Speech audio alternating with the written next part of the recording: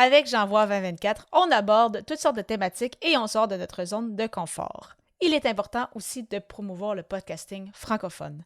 C'est pourquoi je te présente un autre podcast dans les prochaines minutes. Les médias sociaux en affaires est ton rendez-vous hebdomadaire pour en connaître davantage sur les différents réseaux sociaux et les plateformes de création de contenu dans un contexte d'affaires.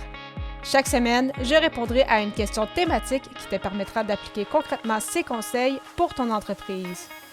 Si tu reconnais l'importance et la puissance des réseaux sociaux ainsi que de la création de contenu pour ton entreprise et que tu souhaites en apprendre davantage sur cet univers, tu es au bon endroit.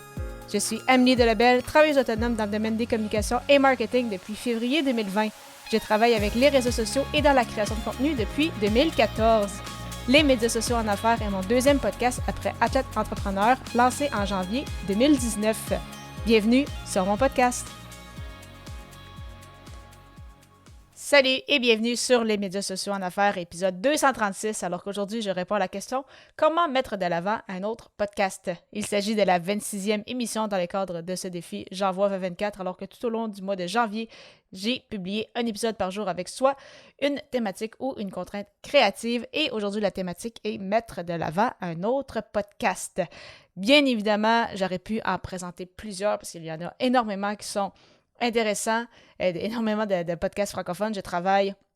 J'ai la chance de travailler avec plusieurs podcasteurs également, donc c'est certain que j'aurais pu vraiment en proposer une tonne, mais j'ai décidé d'y aller avec le podcast Génération YZ, un podcast animé par Élodie Laflamme, une jeune femme d'affaires à connaître qui travaille comme moi dans le monde du marketing numérique. Donc son podcast est en format solo et entrevue, donc elle fait parfois des épisodes toute seule et d'autres émissions avec des invités et peu importe en fait le format, elle met l'emphase sur le mindset, le développement personnel et l'entrepreneuriat. Donc, je sais que c'est des sujets qui doivent t'intéresser également. Donc, c'est pourquoi j'ai choisi entre autres ce podcast-ci. Et également parce que je suis heureuse en fait d'avoir passé sur son podcast en octobre dernier. Donc, une entrevue d'environ 30 minutes. Je vais mettre le lien justement dans les notes d'épisode pour que tu puisses y jeter un petit coup d'oreille ou justement... Oui, on est revenu un peu sur mon parcours, mais également, c'est ça, sur comment on voyait tout ça travailler justement avec le marketing web, sur les réseaux sociaux et tout. Donc, on aborde beaucoup les thématiques de la création de contenu, le podcast, bien évidemment. Donc, vraiment, si tu as le temps après l'écoute de cette émission-ci, je t'invite à écouter cette belle entrevue. On a eu vraiment beaucoup de plaisir, Élodie et moi. Et c'est toujours le fun aussi, en fait, de voir tous les podcasts francophones. Je l'avais déjà mentionné, mais je sais qu'il y a des gens qui ont l'impression que le podcasting francophone est saturé parce que tout le monde a un podcast.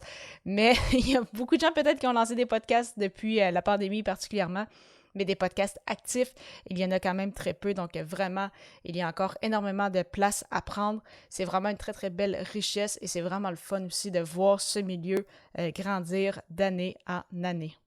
Tu souhaiterais justement apprendre à lancer ton propre podcast, ça tombe bien, j'ai un guide pour toi. Pour le télécharger gratuitement, simplement te rendre au ameliedelebel.com/guide. Au plaisir de te retrouver à l'épisode 237, alors que le sujet sera « À quoi ressemble ta journée typique ?» À très vite!